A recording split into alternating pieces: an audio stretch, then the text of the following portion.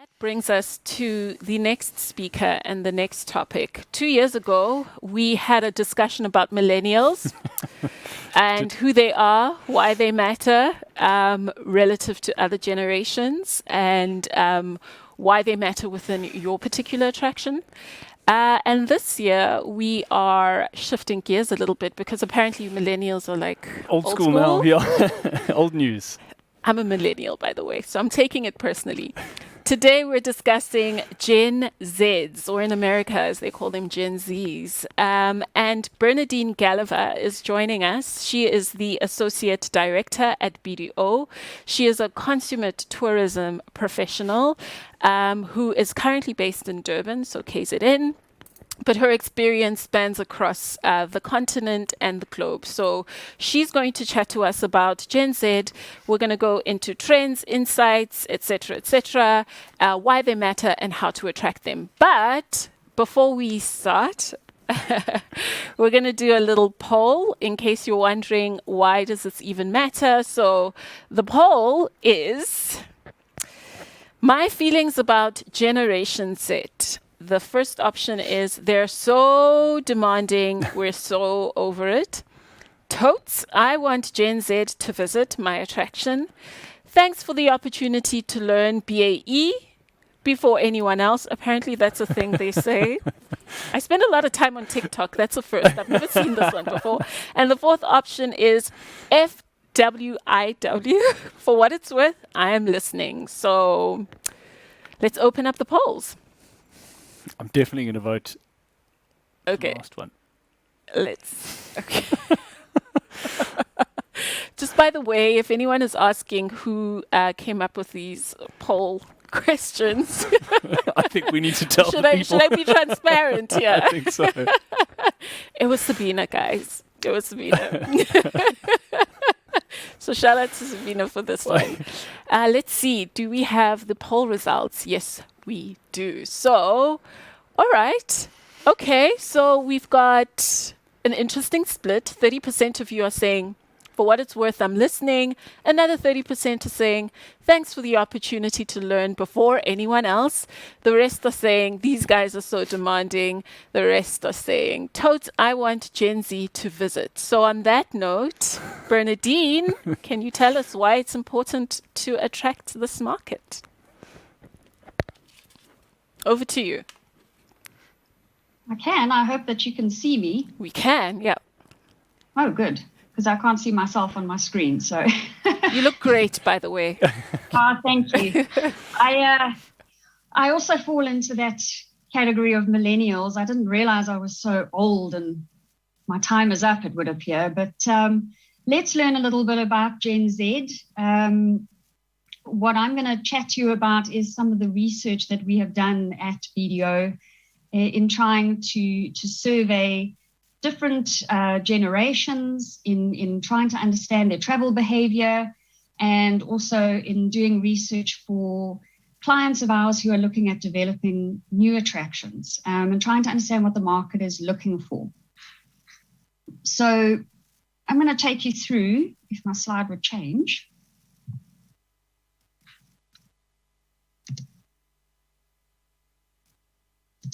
Aha. Can you see that I'm old?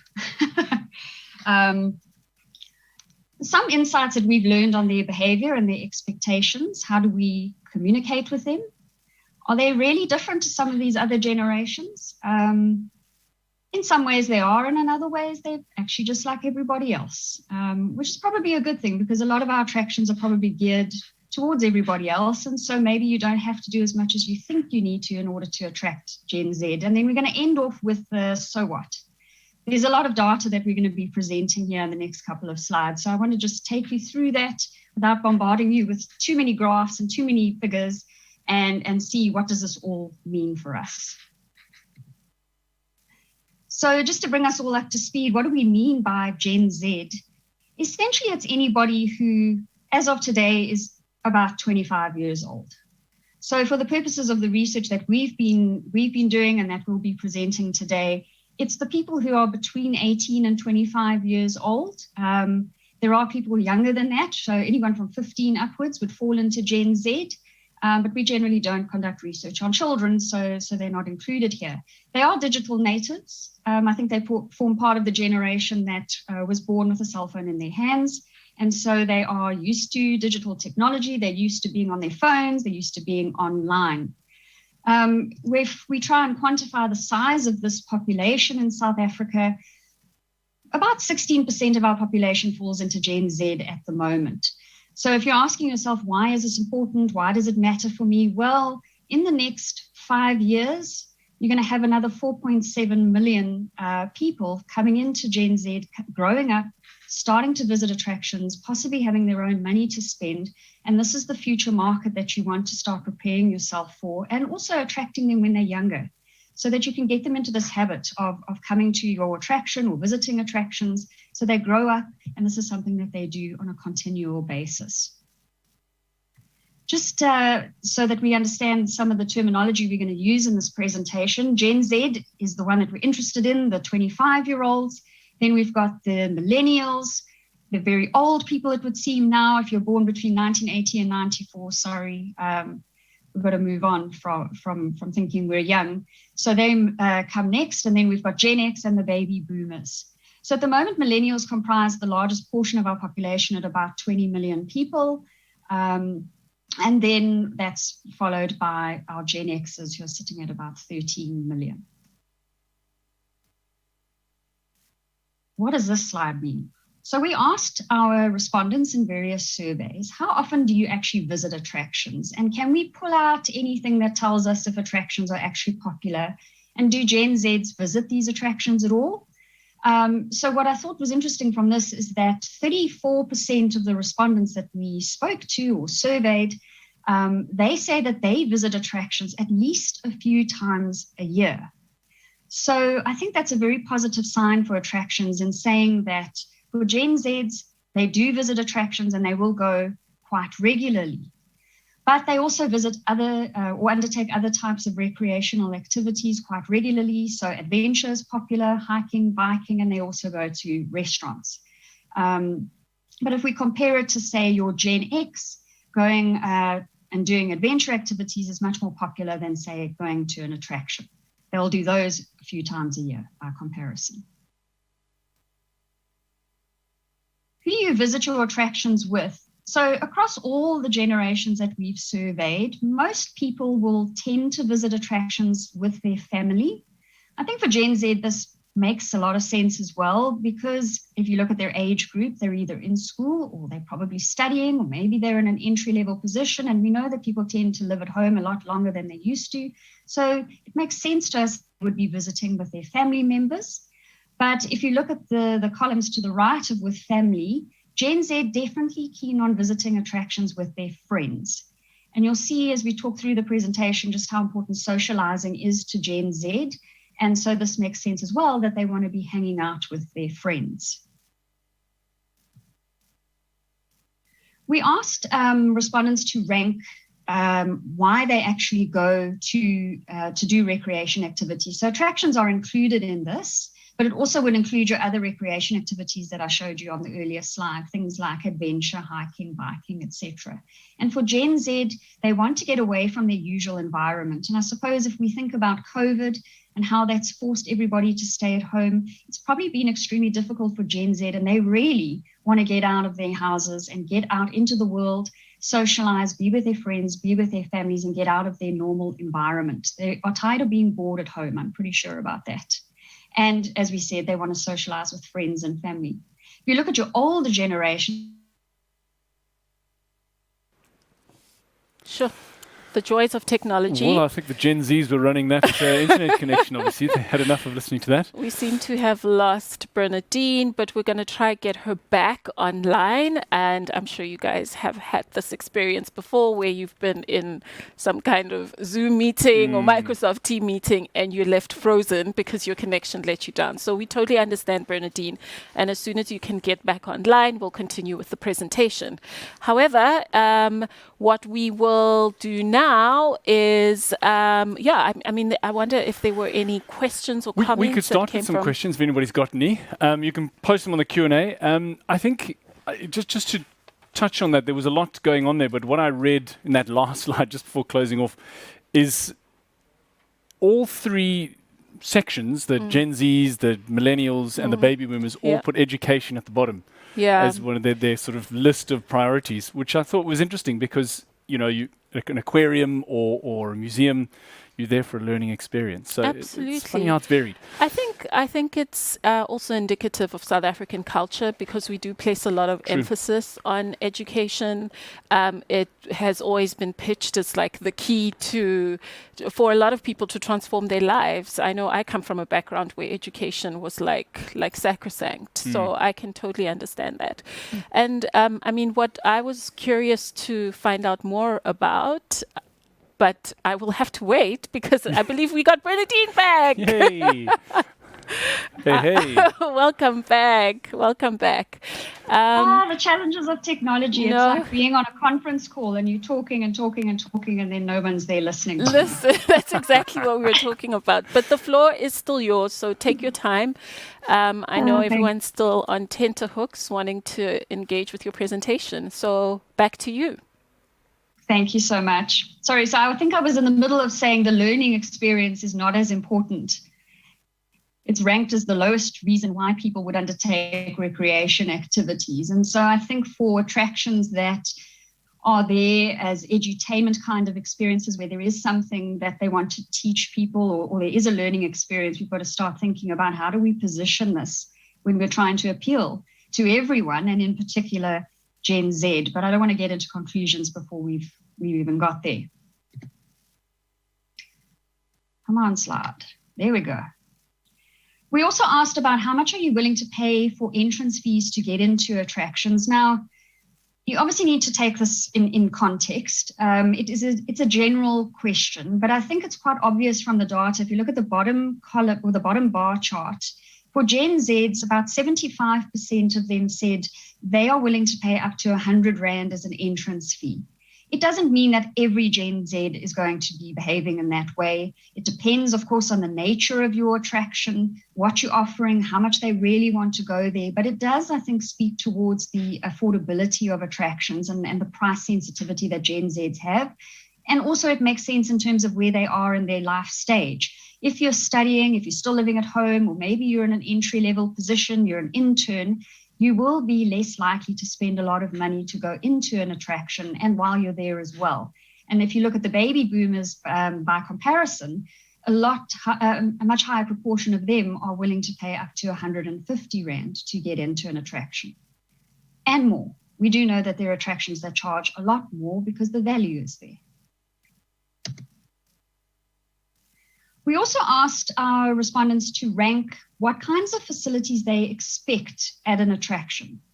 So this is not really a nice to have. The must-haves for everyone is they want a place where they can get a drink and they can eat something. This can either be takeaways, sit-down restaurants, or it can also be where they bring their own fries, they bring their own picnics, and they would like some facilities where they can actually enjoy food and beverage. But it's really important for Gen Zs.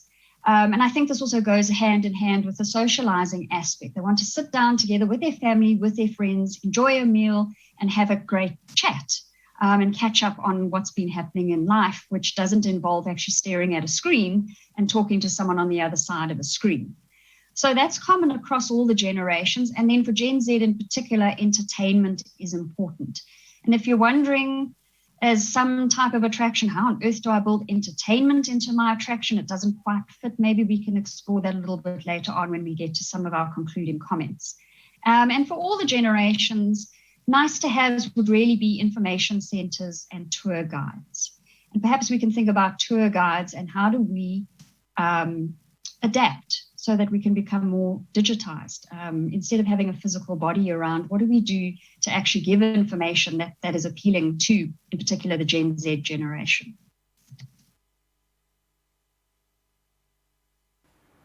Okay, I think that was the millennials' turn. So just a quick reminder while we wait to get that back up and running. The game. I see we've got a couple of leaders. One is ahead only by a hair, and 4 or 5 people in second place. So don't give up. you're almost there. So please keep the competition up. Okay. And then connecting. I've been connecting like crazy. As have I. Made some good connections. And obviously our sponsors. I really must say there's so much content on there to go and chat to them.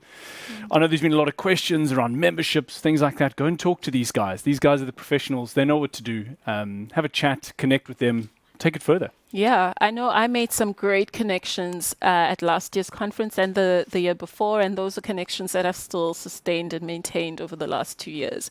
We also want to remind you to download the flagship attractions research report.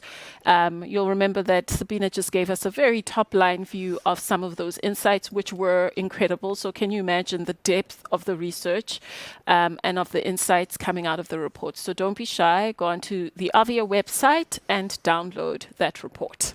Cool. Share it. We do have Bernadine back online, and we just want to say, stay with us. These are the joys of technology, or the pains rather. But I'm sure you've been enjoying what you've been sharing so far, Bernadine, has been, we're just like, wow. We're sitting in the studios thinking, wow. It's fantastic. It's really interesting and nuanced. So feel free to continue. Thank you. Of all the days for the internet not to be stable, this is not the time. But anyway, we'll carry on. I don't know where you lost me. So I was rambling on about social media being important to Gen Z and then talking around word of mouth. I mean, we know this is a phenomenon, especially in the tourism and travel industry, where actually your first point of call whenever you're trying to find information and thinking about doing something is you will ask somebody you know. So once I've asked someone that I know, what should I be doing? Where should I be going? I'm then going to go and look for information. And that's where social media starts coming into it for Gen Z. So the websites for attractions are important, most definitely. But the first port of call for a Gen Z is going to be social media after they've asked for the opinions of other people that they know. And I think across the generations, TV, print media, and radio really do not rank highly at all. So if you are spending a lot of time and money on expensive TV campaigns and ad campaigns, perhaps this is showing that there might be a need for a little bit of a rethink on that side.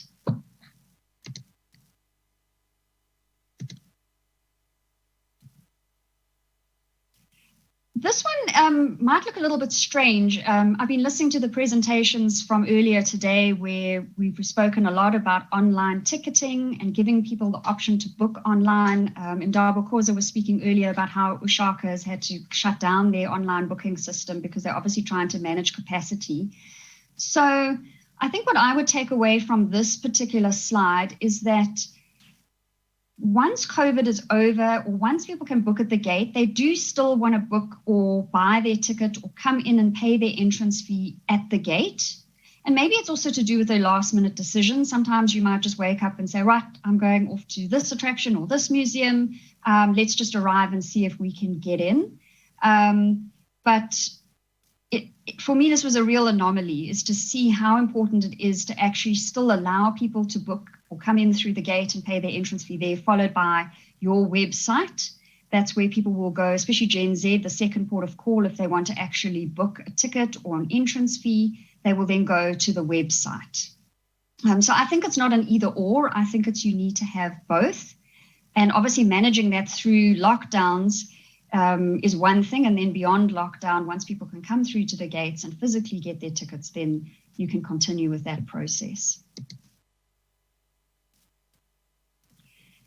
So I'm just going to wrap it up now and try and give you some conclusions and some implications. And obviously, it depends what type of attraction you are, what your business model is, as to what is relevant here for you as an attraction. There's different models. Some attractions are government owned, some are privately owned and run. But I think the message, even for government attractions, is that we're all looking for additional ways to drive footfall and to also drive our revenues. And to increase our sustainability. And I mean, I've seen it in our work, how government subsidies of attractions is declining, and they really are putting a lot of pressure to actually start generating their own funds and revenue streams. And so maybe some of these guidelines or suggestions can help you with that. So on the product side, I would say go beyond the core visitor experience. And if you're thinking about Gen Z, go back to what is their behavior? Why do they want to go out? They want to go out to socialize. What are the facilities and the amenities that they are specifically looking for? They want places where they can eat, where they can drink. They want entertainment. And if you're sitting here thinking, well, I'm a museum, I'm not going to go and build a restaurant, I'm not going to go and offer a whole lot of entertainment, then think maybe a little bit more creatively around pop-ups, having events, bringing vendors in. So it might not suit your business model to do that, but if we think on the government side in particular, how do I create jobs? How do I create business opportunities for local people? Well, instead of building large facilities, maybe I can actually bring them in. So that when a visitor is at my attraction, if they're looking for a drink or a packet of chips or a burger or something like that, I'm now saying, here you go. I'm offering that to you so that you're still offering them the full visitor experience that they're looking for. On the modernized and digitized side, I think the days of boring attractions and sort of standing there looking at something and reading a piece of paper or a sign, those days are long gone. So we need to think about how we build digital into our attractions. How do we convey a story and a message to our visitors? People want to have an emotional experience if they're at an attraction like a heritage attraction. Obviously, if you're at Ushaka or you're doing some thrill ride at Moses Mabhida, then the connection is already there. But if you're doing an interpretive facility, how do you give people the tools in your product so that they can learn more about the heritage, but not in a boring way? And maybe that will deal with that slide where we saw that the learning experience isn't that important. If you make it interactive and connect to the emotions of people, it becomes far more appealing.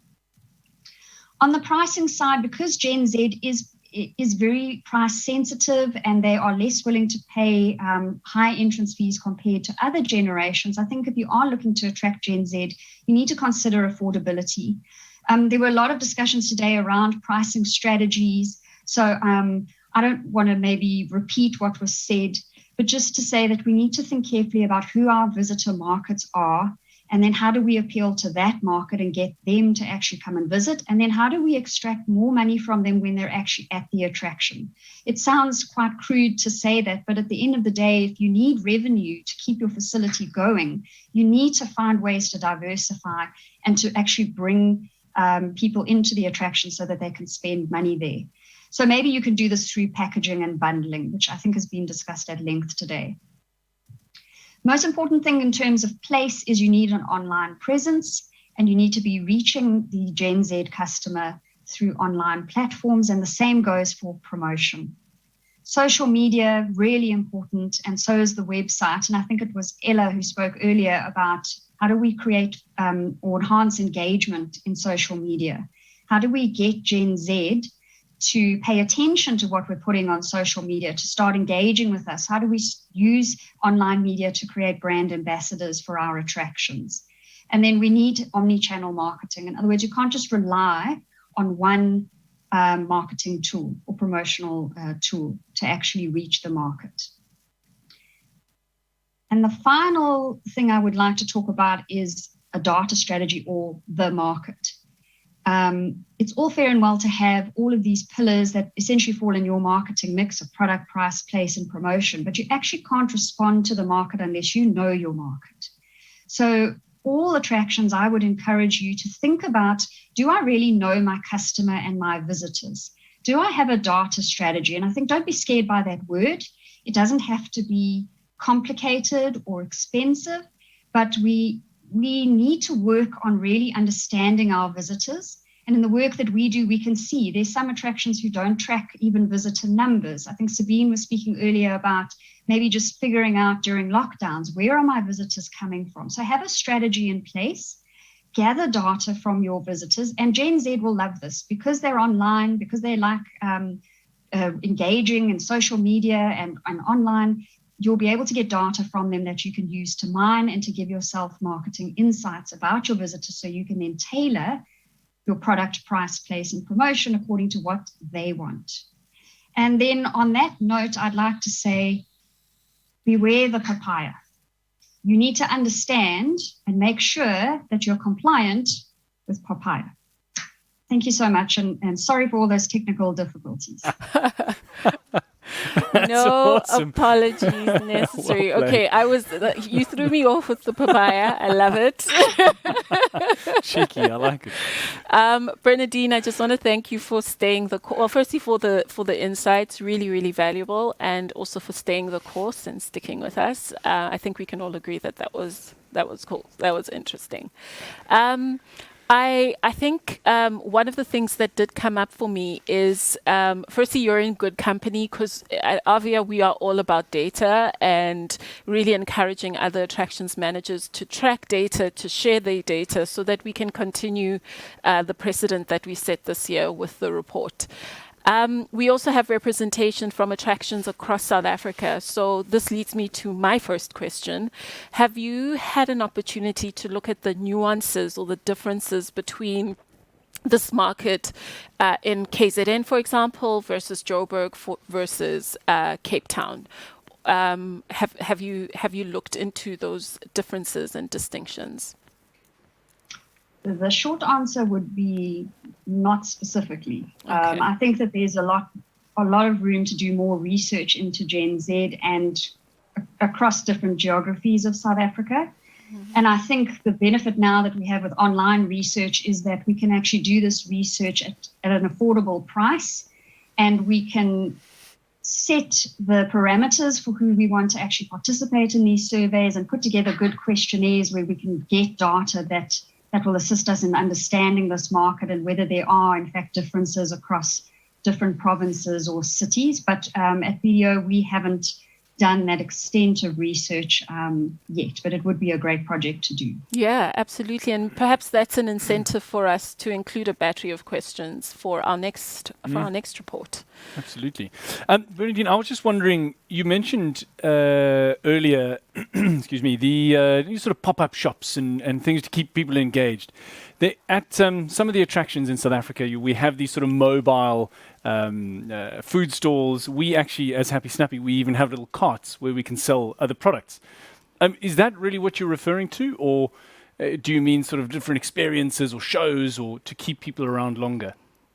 Well, I think it could be both. I think we're very strong advocates in, when you're trying to bring vendors into an attraction, instead of trying to drag all the visitors out into a rural area to maybe go and look at crafts, or to connect them with people who are producing products, bring them to the visitor. So that's what we're talking about with pop-ups. It's exactly as you're saying, is bring your crafters, bring your souvenirs, etc., to the attraction, so that you're giving different people an opportunity to actually participate in that economy and to benefit from the footfall that goes to that attraction, because ordinarily visitors may not actually go out and see those particular businesses. And then on events and entertainment, I think by all means, if you can offer these sorts of events so that people can actually come to your attraction, they can be entertained, and they can also see what you have to offer.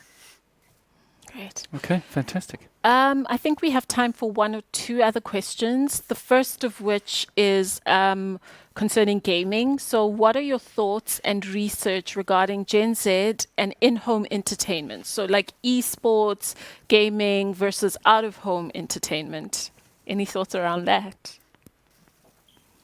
Well, my first reaction is we have not researched that. So I think it's quite hard for me to answer that question. We don't have the data to actually give an opinion on that. That's totally fair. And a follow-up question is, are your insights on this particular market based on South Africa or the rest of the continent, or the continent in general? Yeah, this is research that was conducted on South Africans in various localities in South Africa. So it's definitely not sourced from anywhere outside of South Africa. So I think we've gone some way in understanding it, but there's a lot more to be done. And I think we need to also take the lessons we've heard and learned today from some of our European counterparts and then tailor-make them so that they're relevant to our local market. And we can only do that by doing more research. on the markets that we're trying to understand and attract. Fabulous. You're preaching to the choir. Thanks, Bernadine. You've been fantastic as always. Thank you so much. Have a Take good care. one. Thank you Bye. so much. Bye. Bye-bye. Cheers. Okay, so video rooms. I'm sure you've all been in the video rooms. We are going to have a short break now. I think we'll be back at 4 p.m. Well, I'll be back. You'll be back. Lucky for you guys, you won't have to look at this face anymore. You'll have much better looking humans up here. We've got some big guns coming in after the break, so we're going to call in the big hitters to chat to them. Have a look at the video rooms. Have a wonderful little break. I would suggest just a single gin and tonic. Don't go for the double yet. We're not done. So enjoy it. We'll see you back here at 4 p.m. Yeah.